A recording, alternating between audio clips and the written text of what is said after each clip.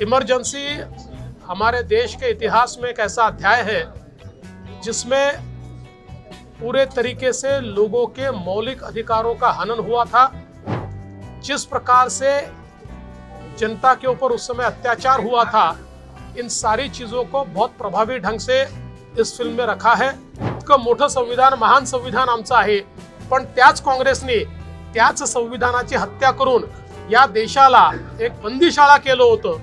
हे देखील हा इतिहास देखील आता सर्वांपर्यंत पोहोचला। कंगराजींचं मी त्यांनी जे अतिशय प्रभावीपणे इंदिराजींचं कॅरेक्टर उभं केलंय त्याबद्दल त्यांचं अभिनंदन करतो।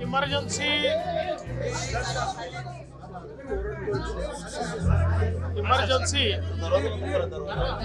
या सिनेमाच्या स्पेशल शो करता मी या ठिकाणी आलो होतो। इमर्जन्सीच्या काळामध्ये या देशामध्ये जो काळा इतिहास घडला तो अतिशय प्रभावीपणे या सिनेमात मांडण्यात आलेला आहे। स्वर्गीय श्रीमती इंदिराजी यांच्या जीवनातल्या चांगल्या घटना देखील याच्यामध्ये मांडण्यात आलेल्या आहेत आणि कंगनाजींनी इंदिराजींचं जे कॅरेक्टर आहे हे अत्यंत प्रभावीपणे या सिनेमामध्ये मांडलेलं आहे।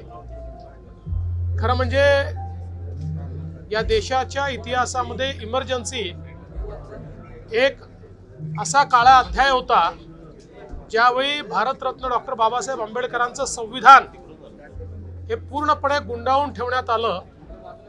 सामान्य माणसाचे मौलिक अधिकार हे संपवण्यात आले आणि त्यावेळी ज्या प्रकारचे एक्सेसेस झाले त्याचं एक चित्रण देखील याच्यामध्ये पाहायला मिळतं।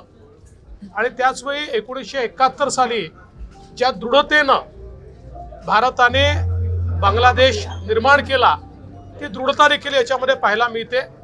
मला असं वाटतं की एक ऐतिहासिक घटनांचा मागोवा यामध्ये आपल्याला निश्चितपणे पाहायला मिळतो आणि ज्याला आपण एका नेत्याचा प्रवास हा देखील त्याच्यामध्ये आपल्याला पाहायला मिळतो। मला असं वाटतं की कंगराजींचं मी त्यांनी जे अतिशय प्रभावीपणे इंदिराजींचं कॅरेक्टर उभं केलंय त्याबद्दल त्यांचं अभिनंदन करतो। आज इमरजेंसी इस फिल्म का स्पेशल शो मैंने देखा।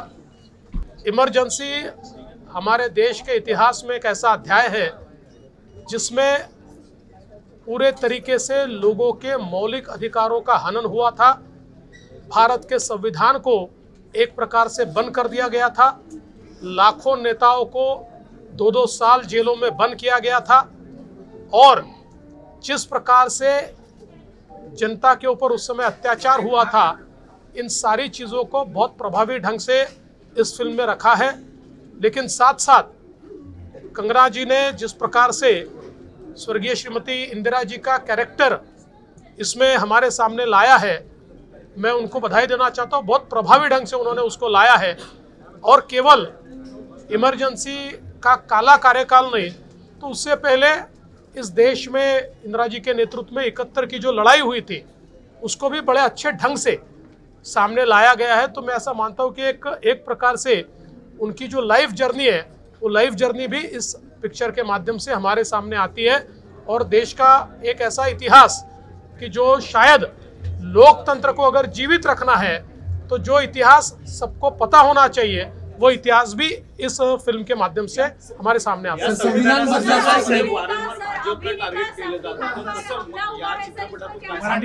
असं आहे की या सिनेमातनं लोकांना हे लक्षात येईल, कारण ज्यावेळेस इमर्जन्सी लागली, माझे वडील 2 वर्ष इमर्जन्सी जेलमध्ये होते। मी फार लहान होतो, 5-6 वर्षाचा होतो, पण आमच्या नंतरच्या पिढीला इमर्जन्सी काय माहिती नाही। त्यामुळे आज काँग्रेस जे संविधान घेऊन नाचताय आणि नाचलंच पाहिजे, कारण आमचं संविधान नाचण्यासारखंच आहे। इतकं मोठं संविधान, महान संविधान आमचं आहे, पण त्याच काँग्रेसने त्याच संविधानाची हत्या करून या देशाला एक बंदीशाळा केलं होतं। हे देखील हा इतिहास देखील आता सर्वांपर्यंत पोहोचला।